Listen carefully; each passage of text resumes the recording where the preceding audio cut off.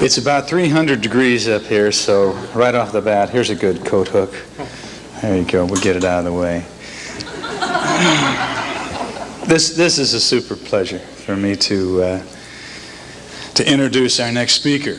I don't have a lot of real close guy friends, I guess. My life is so full and so busy, and it's just difficult finding the time. But this afternoon, I got two of the closest guys in the whole world to me, close personal friends here, going to be on stage. And the first is this guy right here, who has to be the best read. Is there anybody in this room who has not read a Jess Stearn book? Confess. My God, Jess, look it. 6 or 7 in this whole room of 350 have not read a Jess Stearn book. How many copies on The Sleeping Prophet? 4 million or something? Well, 5. 5 million, okay. He's done more in my mind than anyone else in the business to communicate these ideas to masses of people, to begin to transform the planet. So you all know what he does. You know, I don't need to go on with this. Would you welcome Jess Stearn?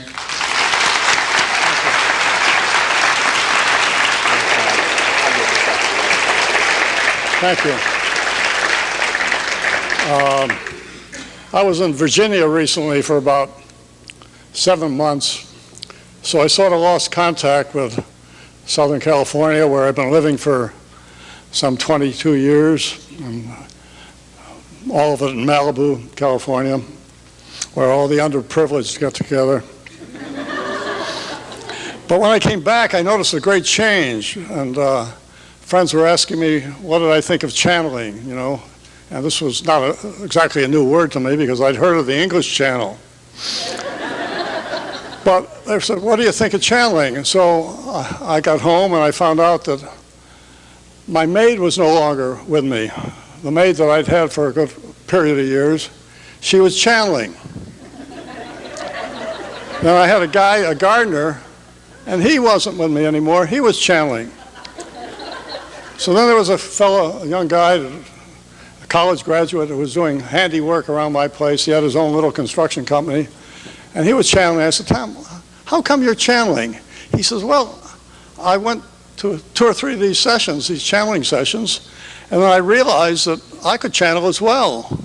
So then I got a lot of people coming in as channeling. He says, you know, it's like a chain letter. And I said, well, what do you channel for, Tom? He says, well, we all channel for money. That's what we're channeling for. Well, anyway, it reminded me what Edgar Cayce had said many years ago. I just finished a book on Cayce, which was what I was doing in Virginia Beach. And I had suggested to the publisher that they call it The Meaning of Death Made Clear. And he says, well, the title's too long, you know. It reminded me of a newspaper. I used to be a newspaper man in New York, and one of the rival newspapers used to say, all the news that's fit to print. That was our motto. And we used to say, all the news that fits, they print. So then I suggested many lives, many wives, but he thought that was facetious. However, Edgar Cayce, who was really a truly unique man, said one day that first there will be the few and then there will be the many. And I don't think he meant the channelers particularly. I think what he meant was that the many will be us ordinary people, and I am the same as everybody else here, searching and looking and questing, which is how I got into all this, that we will be trying to do this and going and trying to find out what it's all about through our own meditation, through our own soul searching, through taking means and techniques that have been used to get at that mystery without having to go to psychics and to astrologers and like certain people go to. And incidentally, she's a very good astrologer, and I knew her for many years. I mean, Mr. Reagan's and Nancy's astrologer, Joan Quigley. But I thought of it many years ago when a girl came to see me by the name of Kathy Francis. And she just said that she and some other people had cured somebody who had cancer. I said, how did you do that? And she says, well, we all visualized and meditated. And she said, we saw the cancer. I said, you saw the cancer? I said, well, who was the person? She said, we never saw the person.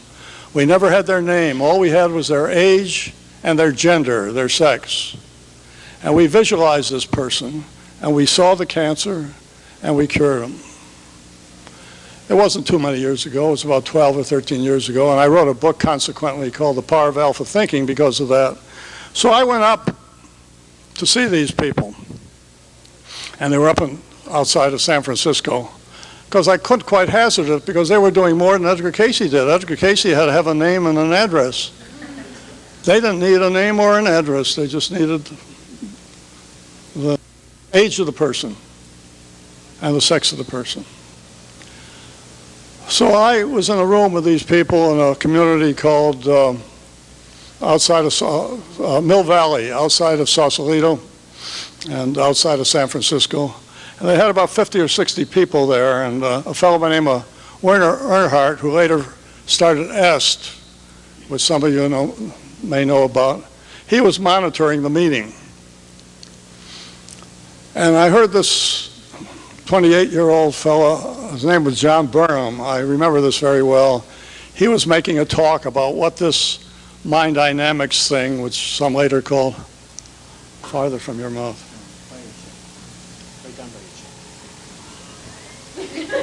Right there. Oh, it said farther.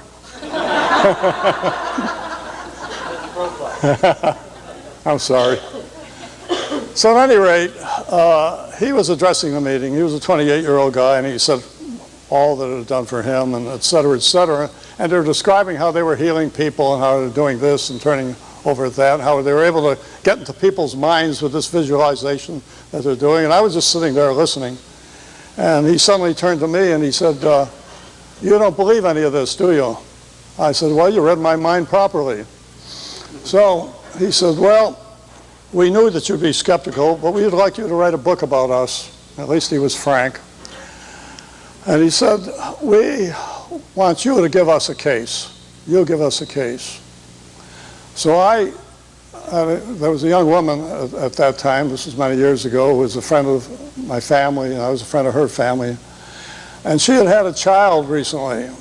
She was 26 years old, and she lived in Hermosa Beach. And she had had an infection ever since she had that child in the pelvic area. So I thought, well, this would be something that I could test, because at least I could see her later and find out what had happened, you know.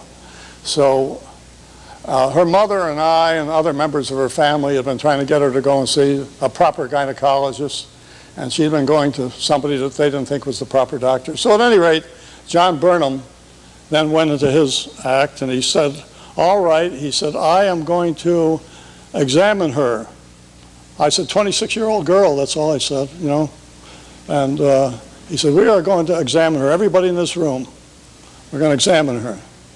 So he started this little business of going down into his levels, what he called his levels. He started going down and down and down until he got into the pelvic area. And he said, this is where the trouble is. And I looked at him, and he sort of woke me up a little bit, and I thought, well, that's pretty good. And he said, this is where the trouble is. This woman has an infection in that area. He said, and she has had a child recently. So then he finished. And I said, well, that's remarkable. I think that you would get all that. I said, what do you do for a living? He says, I'm an accountant. Or he says, I was one until he said there was $10,000 missing in the books, and I went into my levels. And he says, I found out where the $10,000 was, and they made me the chief bookkeeper. So at any rate, I said, I think that's wonderful. He says, oh, no. He says, we're just beginning. He says, if that's all we were going to do, it would just be a parlor trick. We're going to cure this girl. So I said, how are you? He says, well, the people here with their thought are all going to do that. They're all going to concentrate on her, and they're going to send her this vibration. And they're all going to focus on her. So at any rate, I said, she will have a healing. And this was on a weekend. So of course I had no way of knowing that anything was effective. And they asked me to concentrate too. So I concentrated, I visualized, which was something I'd picked up in my yoga training before I wrote a yoga book. I'm the only person who goes to all these things and doesn't have to pay for them. So at any rate, we all concentrated. So I called this girl, whose name was Kathy, at her home. She was a designer of dolls, and she designed the Barbie doll, you know, but she designed it for this big, you know, factory, so she didn't get properly remunerated, I don't think. But at any rate,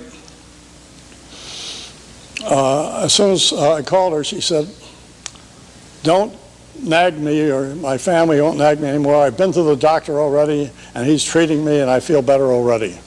I said, "When did you go?" She said, "I went this morning, Monday." I called him right away, and I went in there, and I feel better. Well, she was cured in 3 or 4 days.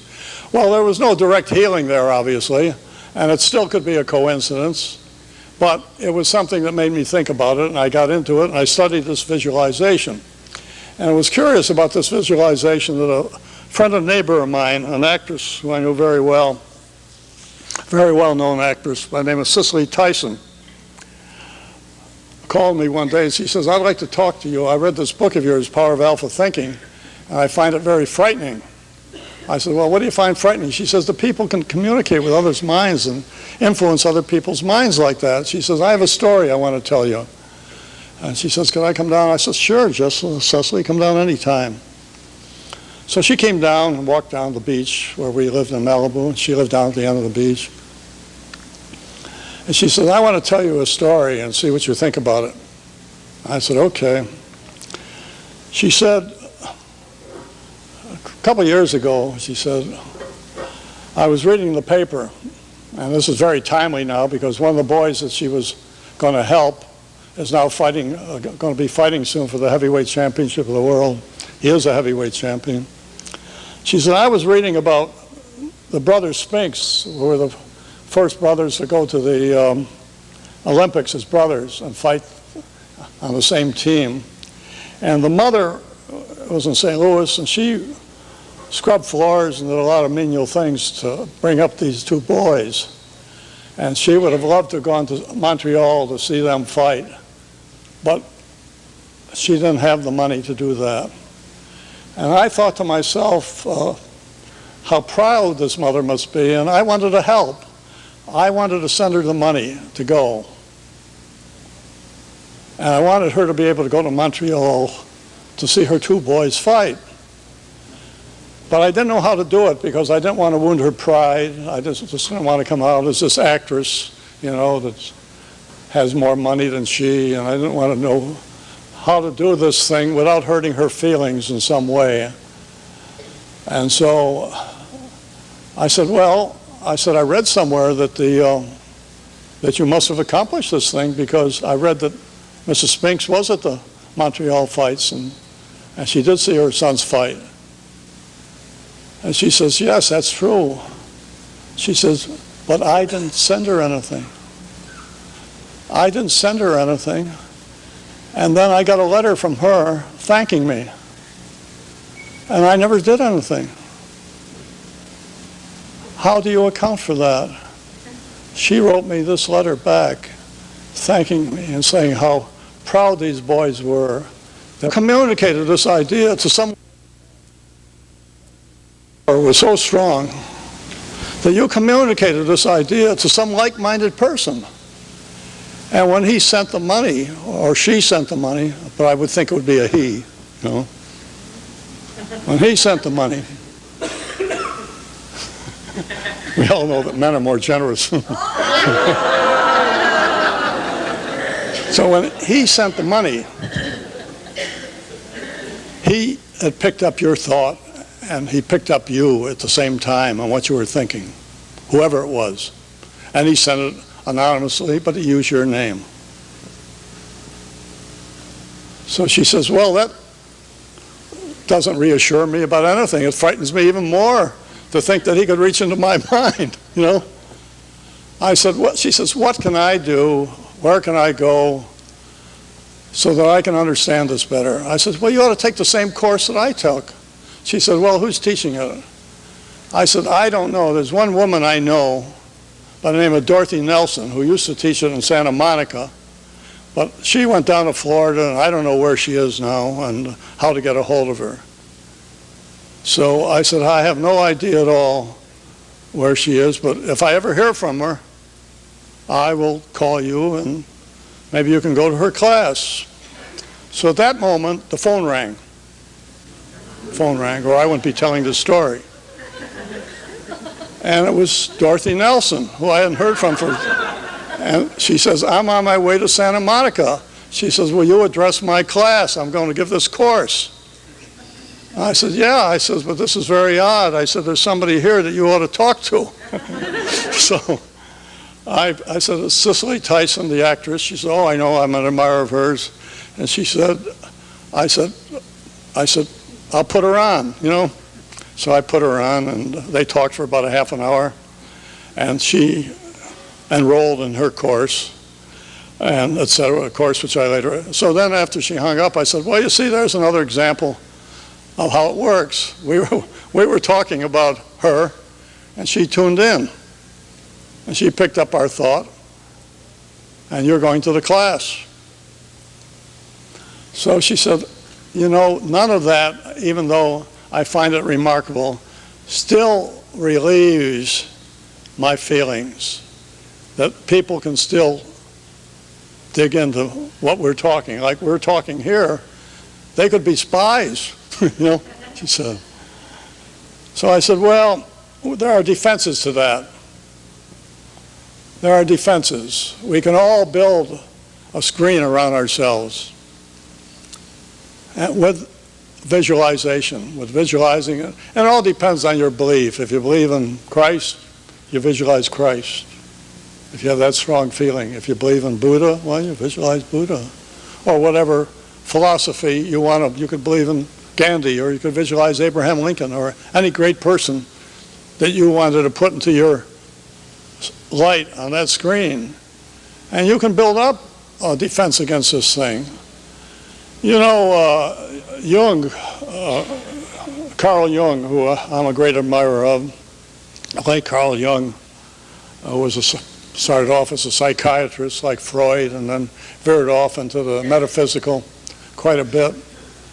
He called it something called synchronicity that he believed in. And synchronicity was a coming together of people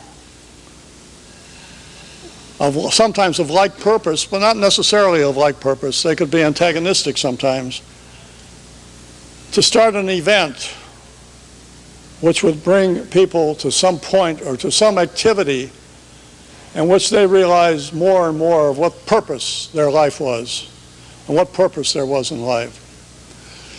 I look back at my own life and I think of how I was a 26 or 27-year-old reporter called the boy editor back in New York for the largest paper in the country, and very full of myself. I was recently divorced. I had 2 small children. I wouldn't speak to anybody, particularly a female, because they were all females that were interested in this at that time. This was 30 years ago, and the men weren't interested in this. They wouldn't, be ashamed to admit it, So at any rate, if anybody was going to what I call a fortune teller, I'd be afraid of even talking and looking at her. I figured she was nuts, So at this stage of my life, I wandered into a supper club in New York called Armando's. I remember it very well. And I was going to pick up the owner, Armando himself, and we were going to go over to the Copa to watch Frank Sinatra at an opening. As I say, I was working for this newspaper. I was invited there. And it also shows you where I was at, So I went upstairs to the men's room. He wasn't there. And there was a woman sitting over in the corner, dark woman, who was a friend of mine to this day. But I'd never seen her before at that time. We were in this room all alone.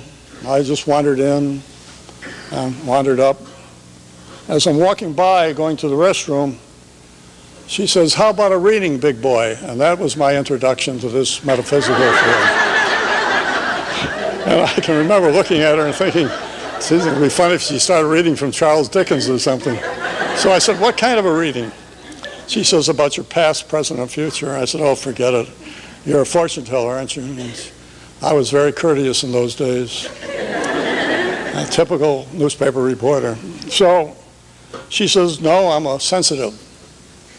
And she says, but I understand how you feel. You've just gone through a divorce. And she says, but you have 2 lovely children to show for it. And of course, at that age, they're all lovely. And she said, the boy is the older, isn't that true? And I said, that's true. And I'm looking at her, I'm looking around to see who could have, informed, but nobody was there. And so she says, you're planning to marry somebody else, and you're never going to see her again.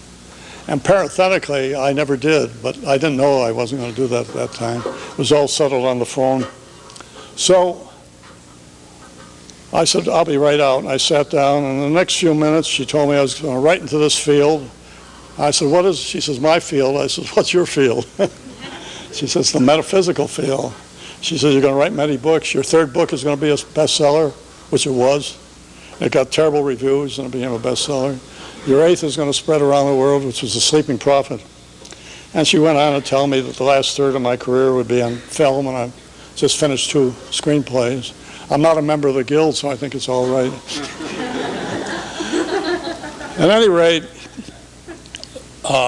one thing after another, she told me I was going to be married in 8 or 9 years, and I was going to meet this golden-haired blonde beauty, and I was going to alter her career.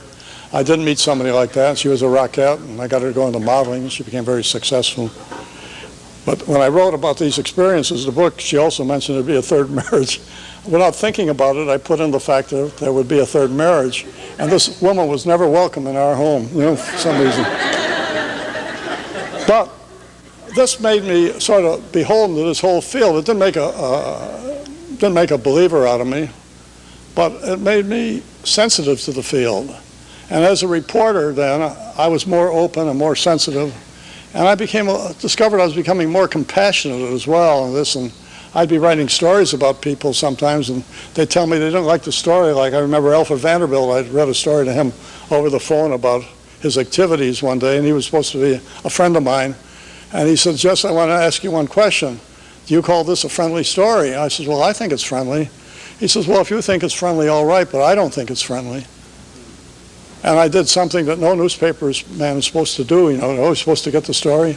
I killed the story because I didn't want to hurt his feelings. It was a feature story. It wasn't any pressing news story. It was about how somebody had thought that instead of playing around with horses, which he was the head of Belmont and racetrack, that he ought to be running for president or something, that he was playing games, and that was the burden of it. And he was very psychic. He said, who is this unnamed person? I said, oh, I can't reveal the source. He says, that's my ex-brother-in-law, isn't it? So I said, well, I can't tell you, but that's who it was. However, I remember meeting Grace Kelly on a story. I was interviewing her, and I interviewed her for 2 or 3 days. We extended it. I extended as long as I could.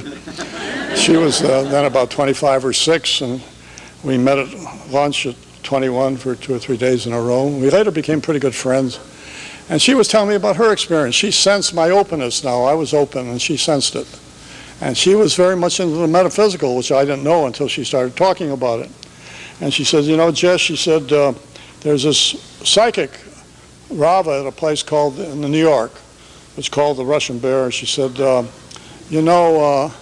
this woman is amazing. You have to go to her because she predicted my whole film career. Now, she right then was at the top. She had made all these movies with Bing Crosby and Cary Grant and Gary Cooper and all those people.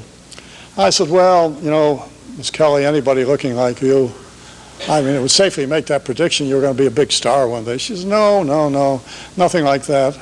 She said, as a matter of fact, she says, I remember when I was modeling for the Society of Models, and you were an editor there over at the News. That was my paper. She says, I came up to do a modeling job, and you turned me down. I must have been out of my mind. So at any rate, I said, no, She says, no, but she predicted the very actors I was going to appear with and how and what the roles I was going to have. But she told me one thing that I thought was preposterous at the time. And I said, what was that? She said I was going to be a princess one day. So, of course, I thought of that a year later when she married this man, and I wrote a story about it, and I was talking about how when I was, I was still very much, I wasn't that compassionate because I mentioned the fact that the kingdom that she was going to reign over was not quite as large as Central Park in New York City. So, well, anyway, but in this search, the search eventually takes you from one field to another. And inevitably, I got into reincarnation and wondering whether there was any. And I was going up to, because it's all part of the same search. And I'm sure everybody here shares that with me. We're all searching for what we're supposed to be here for. We all want to know what it's all about, why we're here, and what happens to us, if anything, after we die, and why were we born. You know, like Voltaire said, you know, it's just as amazing to have been born once as twice when you think about it. I mean, when you look around, you're thinking, I mean, my friend Shirley MacLaine, we were figuring it out, trying to figure it out once between the two great minds. And she says, I almost had it once, what it was all about. I said, what happened? She says, it slipped out of my mind. Well, it never got that far in my mind. But I was going up to Canada to do a book, which I'm just finishing a screenplay on. It's called The Search for the Girl with the Blue Eyes. And so I thought I'd stop off and see a doctor friend of mine who was in school when I was. He was in medical school when I was in undergraduate school. And it was on the way up to Toronto where I was going to meet with some people. I was going up into the frontier country of Canada to meet with this girl that I was going to write about. So I called my friend, and he met me at the airport. His name was Dr. Robert Crowley, and he was at one time chief of surgery at Lenox Hill in New York City, and chief of surgery at Mine Workers Hospital. So very much scientifically oriented, you know, and chief of surgery at a hospital in California. So at that time, he was at a clinic in Ohio, which was his home area. So he picked me up at an airport in Youngstown, Ohio. And we were driving in, and I hadn't been to his place before in Kinsman, Ohio. He says, I got a stop to make. I got to stop. And I said, well, I'll wait for you, because it was a nursing home. And he says, no, I want you to come in with me. So I said, okay. So I went into the nursing home. And I saw all these old people. They were at least 90. 90 was bottoms, you know, and they were all in cribs. And they were saying, oh, doctor, doctor, doctor, how are you? And the nurse came over, and she said, well, doctor, this is a surprise seeing you today. Tomorrow's your round day, you know. He says, well, I had just decided I was on my way going by, and I stopped by. So I was watching him, and all the people were standing up, and they were trying to gain his attention. And it reminded me of that, all of Shakespeare, King Lear, where Shakespeare says, we come into this life, you know, with a face wrinkled like a prune, our eyes closed, with a bawling pain and a gasp of pain, toothless, hairless, and that's how we leave it. As I looked at that people around there, I looked at that crowd. So he patted them on their head as if they were children, you know, the way doctors get, they're so superior. He's patting them on the head, you know. So we get out into the car, and I said, Crowley, what was that all about? He says, well, that's the American dream. Isn't that the American dream? We all work for that, longevity. That is the dream. Everything is headed that way. All the pharmacopoeia companies, all the things we do is headed towards longevity. I said, well, come on, you know. I said, knock it off. You know me. What did you take me in there for? He said, you know, I want to tell you a story. He says, well, I got you in the car here, and you can't get away. He says, when I was a young boy down in Galion, Ohio, which is somewhere near the Kentucky border, I had all these dreams, and in these dreams, I was a Confederate in the Confederate Army. I was a surgeon in the Confederate Army. And I was going around doing all these operations and doing all these operations. I was doing all this surgery. And I had this dream night after night. He says it was like Mark Twain's dream, where Mark Twain dreamed he was in many different lands and many different countries, and always the same woman. But it would be in Missouri, it would be in Troy, it would be in Tahiti, and it was always the same woman, but in a different land and in a different dream. And Mark Twain didn't allow that book to be published while he was alive. It was published after he died, and it was called The Mysterious Stranger, being the lady of his dreams. So he said, all of these dreams, I had all these dreams, I didn't think any more of it. Then the war came. He said, I was the youngest doctor in the Army Medical Corps. He said, and I was at Anzio, and I was 20 years old. He said, and they were dying like flies. He said, it was breaking me down because this was a war like the Civil War, which was the first war where there had been artillery fire capable of just tearing people apart. He said, and I'd patch somebody together and then they'd fall apart again. He said they'd have holes in them so big you could put your arm and leg in there. And they were dying. The death rate was about 95% on me. And he said I was going almost heading for a breakdown. And suddenly I started remembering that dream of mine. I started thinking of that. And I started tying people together with their own skin and their own ligatures, like putting them together with their own bones and doing things like that with their own flesh. He said I tried grafting things onto them just the way I had dreamed about. And as I was doing this one day, this elderly doctor came by.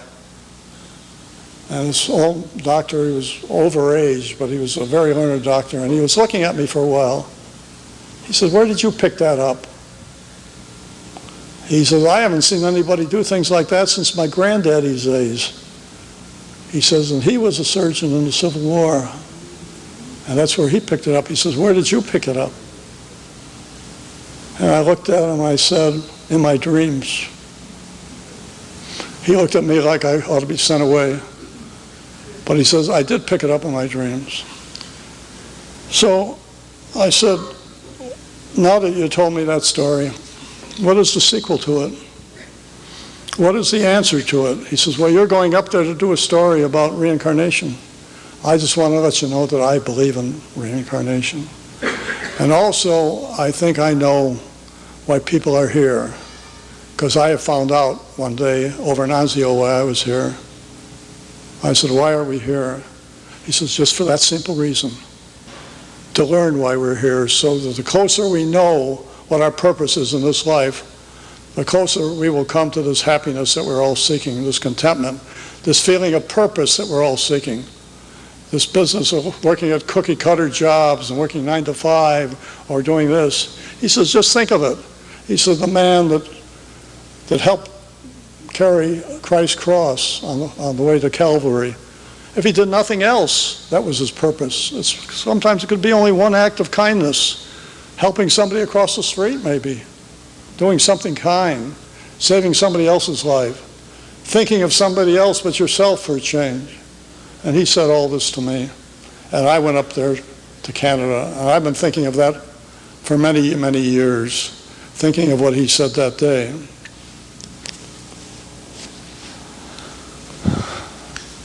And up there, we found a girl that thought she had lived before. And to this day, I mean, I wrote a book, and it was sort of an anatomy of reincarnation. I never had that feeling. I never got the feeling that I had any certainty, and my skepticism was very strong. We were doing the screenplay here recently. There's a friend of mine who's a very brilliant writer, and he wrote the first draft. This is, when I say recently, I mean like in the last week or two.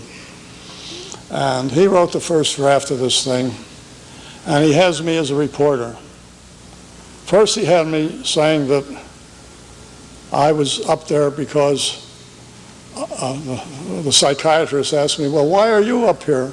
Oh, come all the way from the States to do this. And then he has me, I told him I was up here to find out. I said, I met this girl, and she had these blue eyes, and I looked into them, and I seemed to look beyond that, the 17-year-old girl's eyes. And that's what drew me back. Well, he didn't like that. He wanted to make me look like a hard-bitten reporter. So he said that I was up there for the money. The psychiatrist said, Cayce Jones, well, are you interested in the money?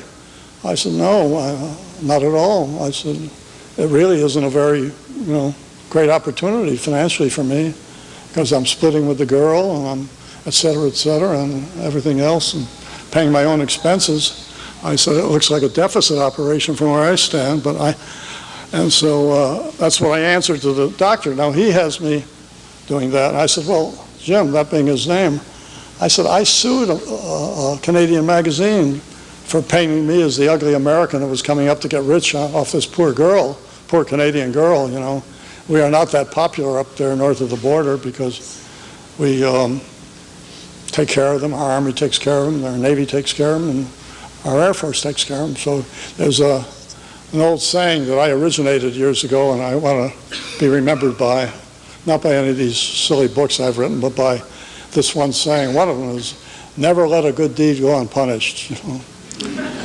One of the others is, getting more of what you don't want doesn't make it better. I like that one the best. But at any rate, I said no. So now we came to a situation further along the line where the girl is saying to me, which she did say, I say to her, well, what do you want to do with your life? And she says, I want to get married again.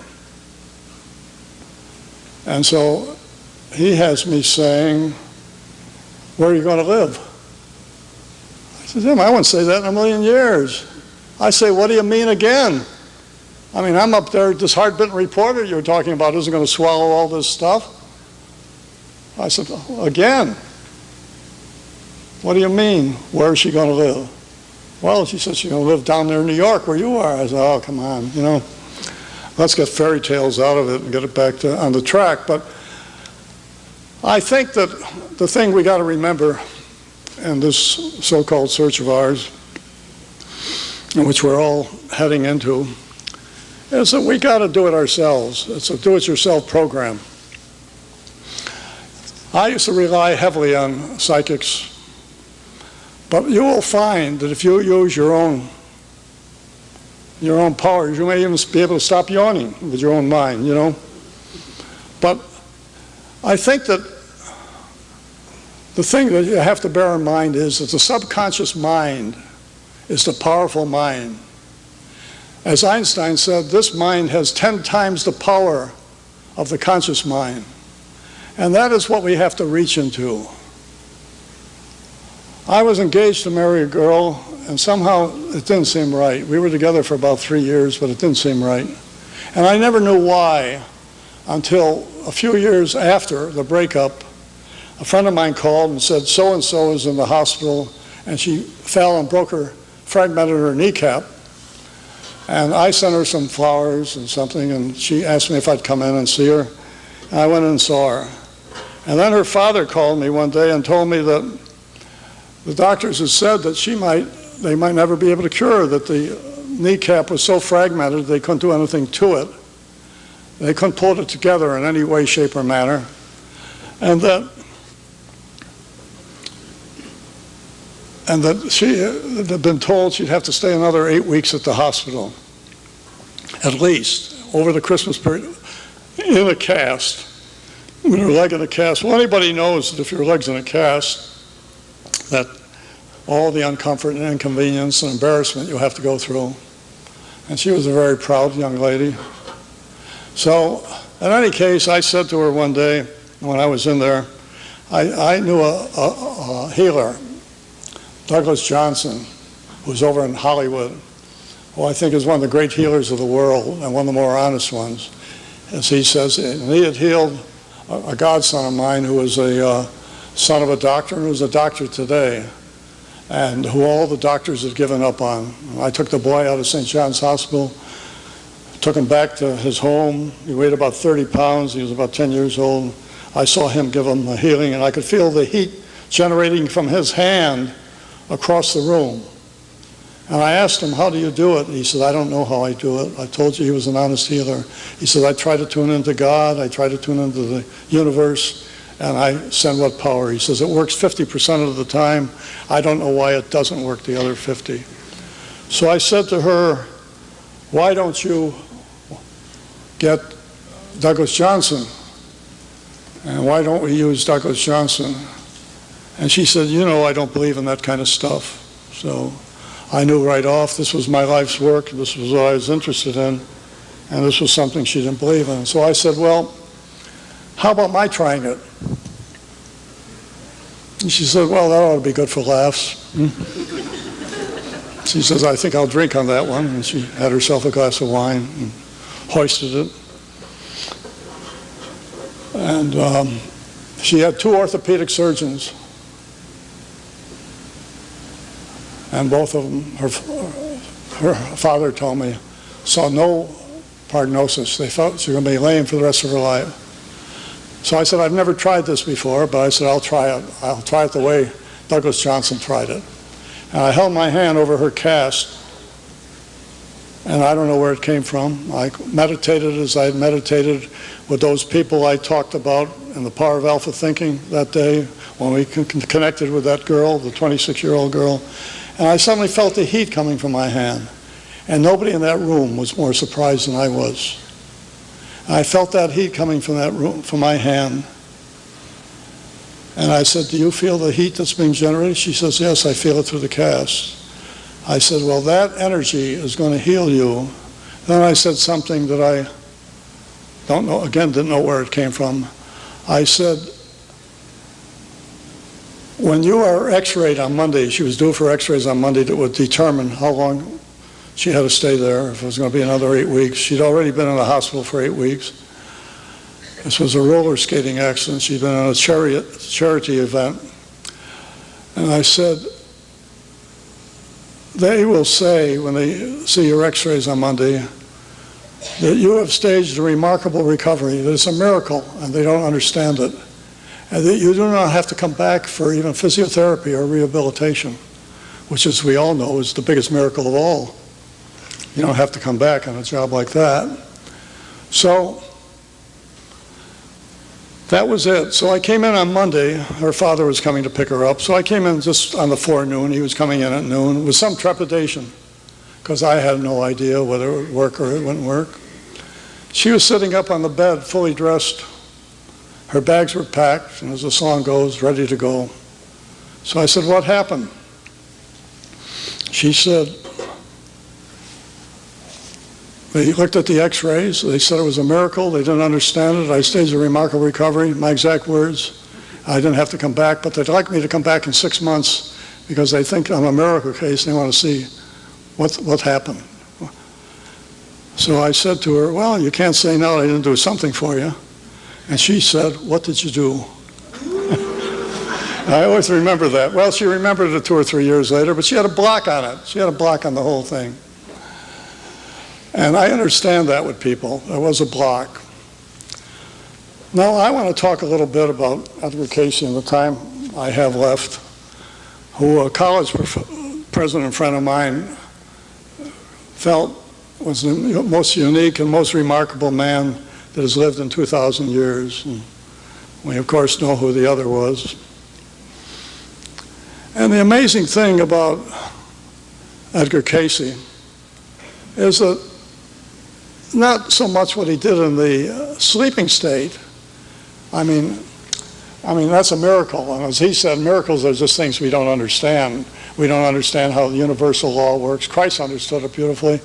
I believe that Jesus did all these things that the Bible says he did. He changed water into wine. He stopped the waves. He raised the dead. Because he understood how everything works. He understood what the universal laws were. He was so close to the Father. Well, Edgar Cayce, in trance, was pretty close to that Father.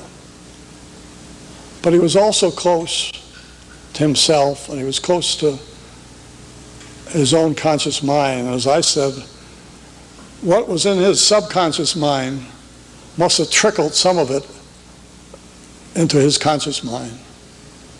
For even in his conscious mind, he would ask somebody, don't get into that elevator. And then the elevator would drop, and those people would have been killed. I mean, this came in his conscious. Somebody would come in, and they'd be angry, and he'd see a red aura. And he says, you've been having an argument. He says, go back, and when you settle down, come and see me again. He had all this gift, you know. He was reading for a woman he would read for this woman at 2 o'clock in the morning. He would tell her, I will read for you at 2 o'clock in the morning. So she overslept, and it was 2:20 a.m. This woman was Elsie Sechrist, who wrote books on dreams, you know. And then she was very apologetic to him, and he started to laugh. He says, you know, I overslept and didn't wake up till 2:20, which is when they synchronized, you know. I was doing a show, this guy was a morning show down in West Palm Beach, and it was about Cayce. It was a book I wrote about Cayce. Incidentally, this woman said I'd write 3 books on Cayce, and I couldn't see why I would write another one after The Sleeping Prophet, because I figured I'd done about all I could. And then Yu Lin asked me to write a book that would become a movie, and then I wrote this present one because the ARE, the Cayce people, asked me to write one about the meaning of death made clear, about reincarnation. So that is fulfilling that woman's prediction. But I was being interviewed by this man, and you could tell very readily. I mean, he was sipping what looked like water, but I knew it wasn't water, it was vodka. I put my finger in it when he wasn't looking and put it like this. It was vodka. It was pretty good vodka. Smirnoff. But at any rate, it should have been Smirnoff, because he was sneering all through this thing at me. And finally, this young cameraman is there. And he says to this young cameraman, he says, do you believe in all this business? The young cameraman says, I wouldn't be here today if it wasn't for Edgar Cayce. So he asked the wrong man. So I was looking at him, I thought of Jung and Synchronicity. This guy was coming to my help here. And so he said, this was the bird, the guy's name was Bird, and it was a morning show. Of course, it was called the Early Bird Show. Right? So at any rate, he says, yeah, he says, you know, my mother had a reading. We come from South Carolina, and we had a reading with, they were afraid to operate on her because they didn't know how to operate, and she was having trouble, and they had to do a cesarean of some sort. And they didn't know what quadrant or this or that. I don't remember the technical, but he was explaining it all the time. So they were in so much of a thither, they were saying, we don't know this, surgery could be fatal. You'll have to sign the papers. And so he said, my father, it was my father, made him very uneasy. And he heard about Cayce. So they got a reading on this situation from Cayce. And Cayce described very well where they should cut and everything else. So then they took this, they drew a diagram from what he had said, and they took it into these local doctors in South Carolina. And they said, where did you get this? They said, well, we consulted a doctor up in, a very great doctor up in New York, you know. He is one of the greatest of these surgeons. So they performed it just as he did, and the kid's telling the story. He says, otherwise I wouldn't have been born, you know. So this fellow was kind of impressed by that. But it all reminded me lately, and I'm going to close with this, of how I wound up. And then if there are any questions, Dick is going to come up here and field them. I haven't gotten to Taylor Caldwell, who is my favorite person, and all of that. But I was asked to go on my editor at Doubleday, Lee Barker, was the editor-in-chief of Doubleday, called me one day, and I had been on the Johnny Carson show once before, and with a book called The Door to the Future. And then I heard around he always referred me to as the fellow that talked too much, you know. I was the fellow that, so I knew he didn't care for me very much, obviously. So Lee Barker says, say, Johnny Carson was on vacation, but he called in and they want you on the show as soon as he comes back from vacation.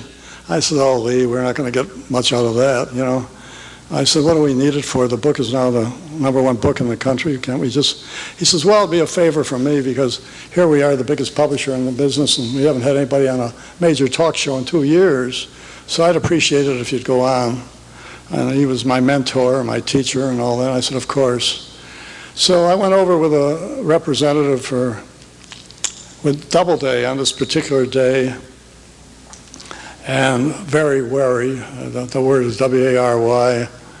And then the talent coordinator, who we bypassed in this process, he said, he was kind of a little uneasy. He said, you wouldn't mind if Johnny sort of takes after you a little bit. And I said, no, I don't have any objection to that. I said, I expect it, you know. So we were sitting in the monitor room, and I see this character wandering up and down with a turban. And I said to Dick, I said, and the show was on. I was going to be on for about 10 minutes, and then they're going to have a couple singers and stuff like that. So I said, who's that? That's amazing Carswell. Of course, I'm not very bright, or I should have known, but I didn't. And he had this term. He says, well, that's Carson. I said, oh, boy, that's Carson. I said, well, we know about what to expect from this point on. So meanwhile, he's talking about this great reporter, this great journalist that's coming on, this great reporter. And I thought, oh, brother, he's really building this thing up. So as I come on, he holds up this book, The Sleeping Prophet, and says, this is 20 years ago. This is a younger Carson. And I don't know, I was trying to count the wives. I don't know. So, but the wife figured into it. That's why I'm doing that. So this was Joan 1, you know. And he said, do you expect people to believe this kind of stuff? That was for openers. I said, of course I do, after that amazing performance you made. So there was a sort of a laugh in the audience, and he sort of pulled back a little bit. And then he kept saying, well, this, your man Carson, it was my man Carson, your man Cayce. And I said, it wasn't my man Cayce. I wouldn't research him any differently than I would you if I was a reporter investigating it. I said, I try to show where he was wrong, and I try to show if he was right. But I said it was like fishing for herring in a barrel.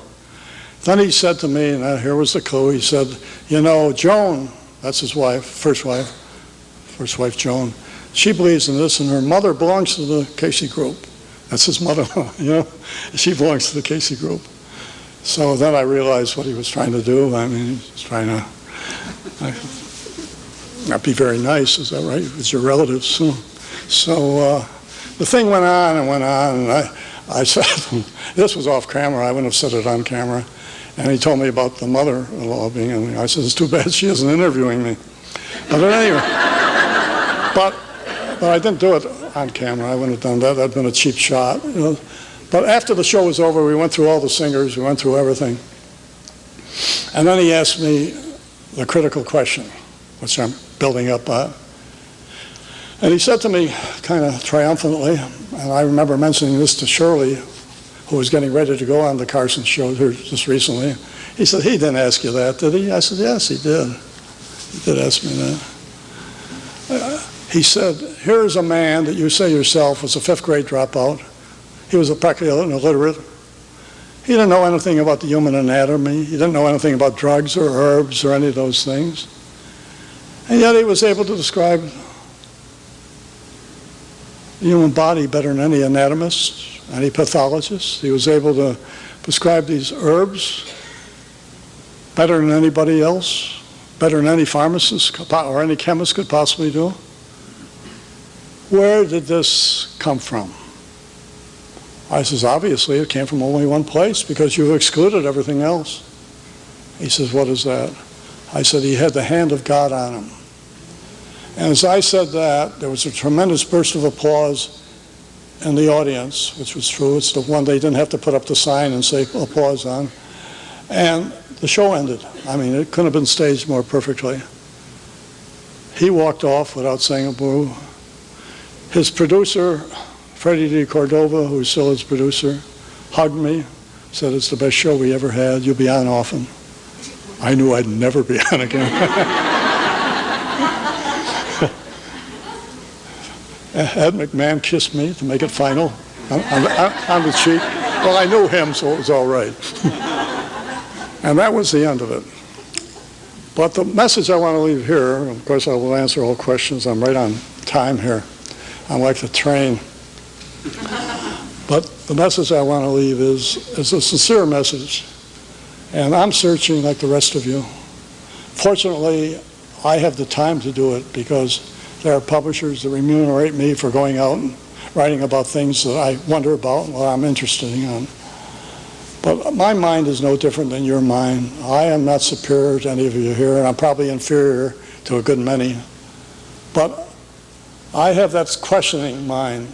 I have the mind that wants to know, basically, what am I doing here? Why is this thing happening? And I try not to say, why is it happening to me too often? Because, as my grandmother, who was a very wise woman, told me, brought me up when I was a kid, said, the complaint department closes at 4 a.m., and wise people sleep beyond that. So I think we're all here to help one another, to be with one another. I know that if anybody had ever told me as a newspaper man, I'd be saying that, because I always thought we were all out to get one another. I mean, we newspaper people, we were out to find out what was wrong with the world and improve it. And that's the way we were guided, to search for the truth. But we all know what Jesus said to Pontius Pilate, or Pontius Pilate said to Jesus, what is the truth? And Jesus said, I am the truth. And he stood for that, and he died for that. And eventually we got a little bit of that, because as friends of mine have said, he was the greatest of all the psychics. He was the greatest of all the metaphysicians. And he put it where it belonged, in the laps of God. And eventually, that must be the common denominator, because how are all these things happening? How does somebody like me heal somebody like that? I remember my daughter when she was a freshman in college at a very liberal school in Ohio, Oberlin. And we were talking about religion one day, and of course I was divorced, so I didn't see her all that much. But I do remember another prediction of that psychic. She said my daughter was going to be a healer, and my son was going to go into the law. My son was in the New York Police Department, recently quit, was the head of an anti-crime unit, so he was in the law. And my daughter is a doctor up in Wyoming, so she's a healer, hopefully. But I remember speaking to her and saying, well, what do you believe in? She says, don't you believe in God? She says, well, Dad, what is God, I said, well, you don't think that I, who can hardly screw in a light bulb, and you got millions and millions of cells, your brain itself has all those complex cells. I could never make anything like you. I couldn't even put a chair together, So it was God that created you. It was the Creator that created you in this image. And she says, you mean God looks at me? I says, no.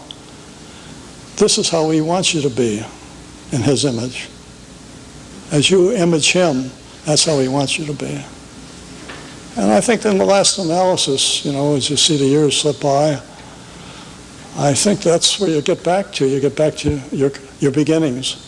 Your beginnings are with creation, and where you came from, and where you're going.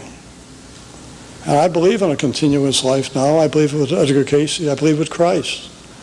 And whether you call it reincarnation or whatever you call it, it really doesn't matter what we call it. But I do believe in that cycle, and I think that accounts for an awful lot of the things that we don't understand in life and the injustices that we see, which appear injustices to us on all sides. And I think that explanation, I remember, and then I'll come to questions, but I remember seeing a movie once, and it was based on true life. It was called The River, and the book was written by Rumer Godden, who was a famous English writer, a woman.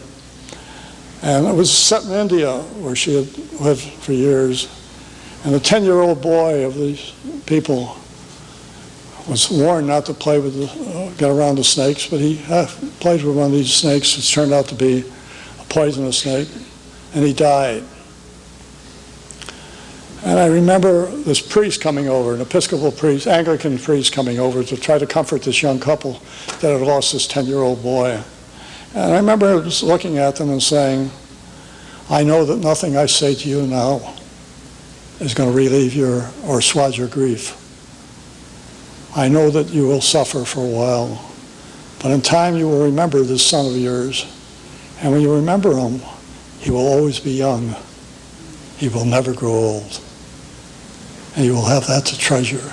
So I thought of it then, and I thought how beautiful that he was able to explain that in terms that would comfort them one day, and when they thought of that boy. And in different areas, I see it all. I remember in the Cayce movie, the script that I've done, I finished the script on the Cayce movie, and the minister is making a talk about Edgar Cayce's son who died because Edgar Cayce didn't have the confidence in himself to try to heal him. So, of course, he was standing there guilt-ridden that he didn't try to help this boy, his own son, who died. It's a true story. His boy's name was Milton. And the minister said, and I thought this was a delightful thought too, and he said, God wanted him more than we did. He needed him more. And for this infant, I thought how wonderful that was. I mean, the thought was. And you know, thoughts are like daggers. They stay in our mind. They can be positive or negative. And I want to leave this meeting with a very positive thought. I don't know where Dick is and whether he's going to ask any questions. But I want to leave this meeting with a very positive thought, that it's our minds that are the reality. The only free will I feel that we have, and I'm sure that Edgar Cayce felt the same, he talked about free will. The only free will that we have is the free will to respond to an event. We have the will, and by the power of our own mind, by the power of our own thought, to turn that event into either a blessing or something strong or something that we can gain by, or something that can defeat us. 14 million men went into the army in World War II. And I don't know any that particularly went in there wanting to go be there at Burma or in Africa or with the Japs shooting at them, or for that matter being in Vietnam with their feet in cold water with the Vietnamese sniping at them. But the way they responded to that determined not only their life there, but the rest of their life. The life maybe later on, drug-free and mind-free and positive, even though unfairly they thought. So I think that's the free will we have.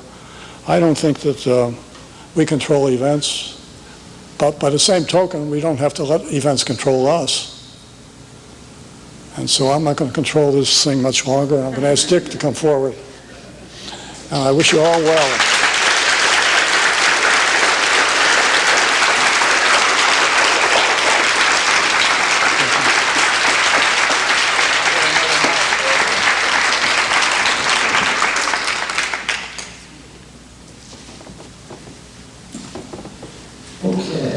Greg?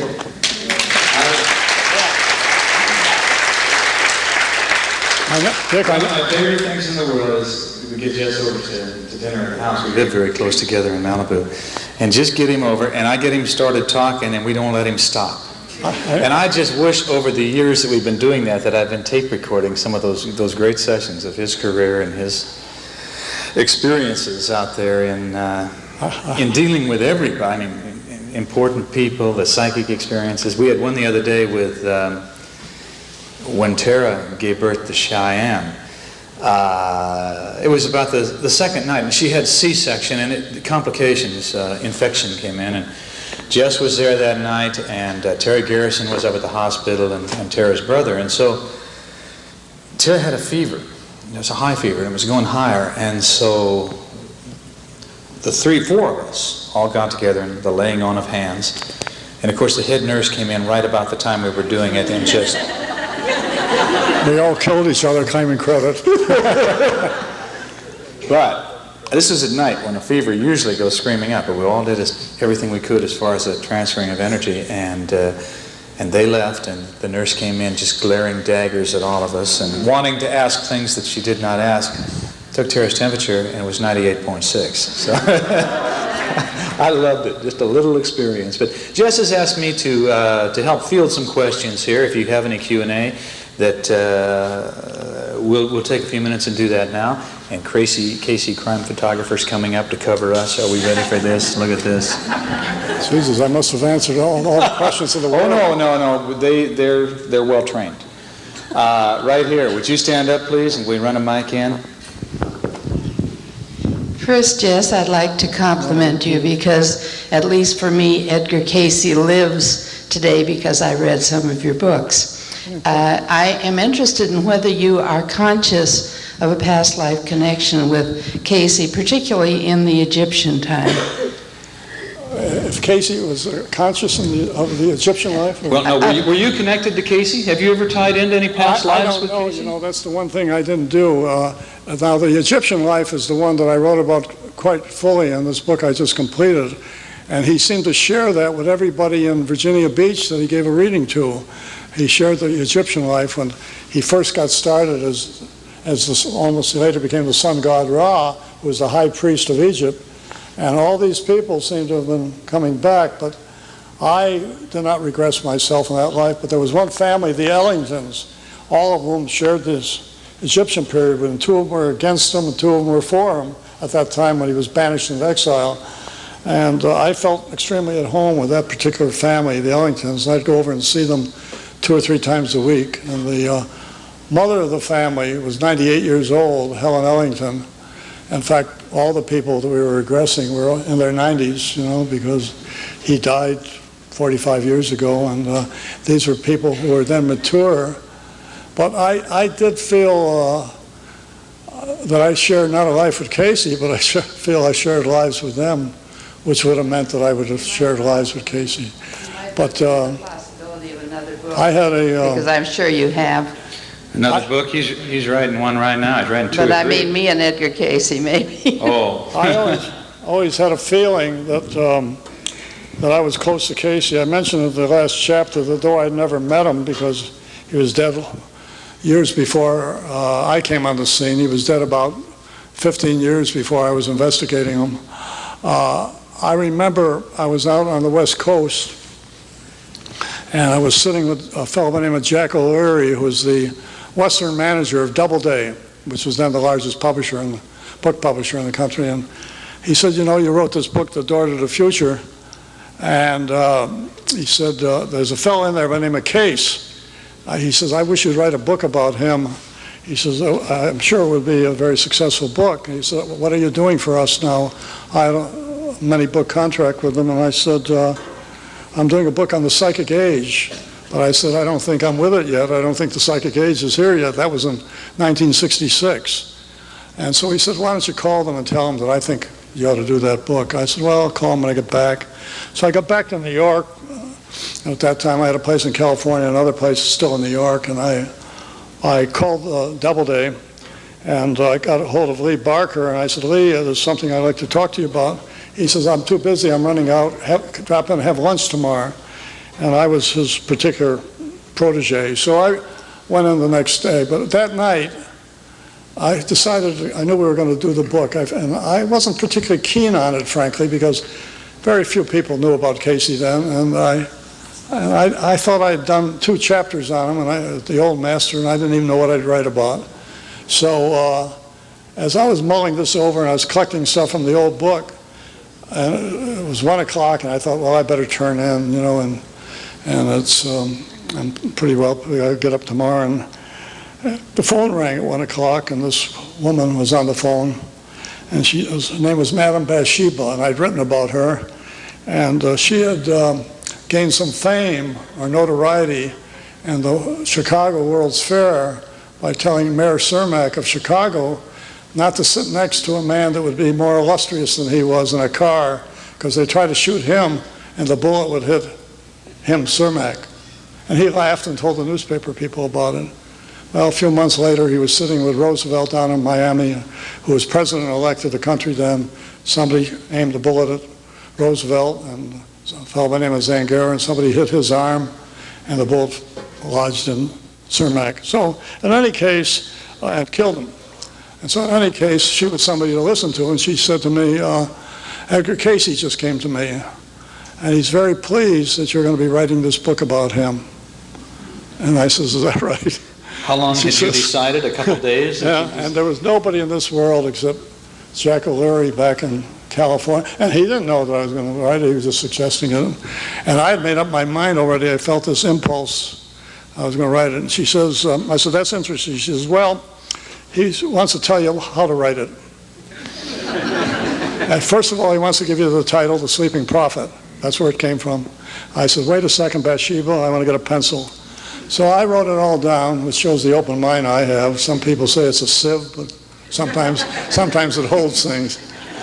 At any rate, I took it all down, and she said he wants you to get into his life readings on reincarnation. He wants you to get into his predictions about the Earth's changes towards the end of the century, which I did. He wants you to get into some things on Dr. Ketchum. And then she mentioned 3 or 4 other things, and I wrote them all down. And he even mentioned Dr. Ketchum, who I had only mentioned sort of in the other book. I wrote it all down. She said, if you do as he says, you will write the book in amazingly rapid time. If you're ever in trouble, just look over your shoulder and meditate on him, and he'll help you. I was in difficulty only on one chapter, the one on Dr. Ketchum.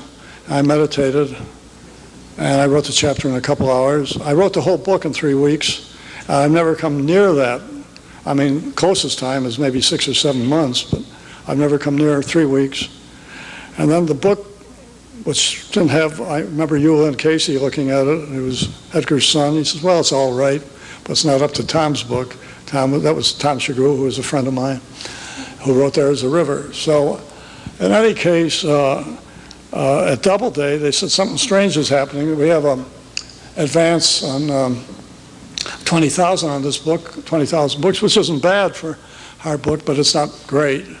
But they said something is happening. The book isn't out yet, and yet stores that have ordered it are already reordering it, and we can't understand that. So then I told Lee Barker the story. He had never heard it before, about Edgar Cayce coming through to me. And he started to laugh, and he says, you think Cayce is getting by the book? I says, I think so. Yeah. Okay, anyone else? Questions here? Back here in the back? Hello, Jess. I just wanted to tell you something. In 1968, I was a devout Catholic, and somebody said at work, I want you to read this book called The Sleeping Prophet. And I said, what's it about?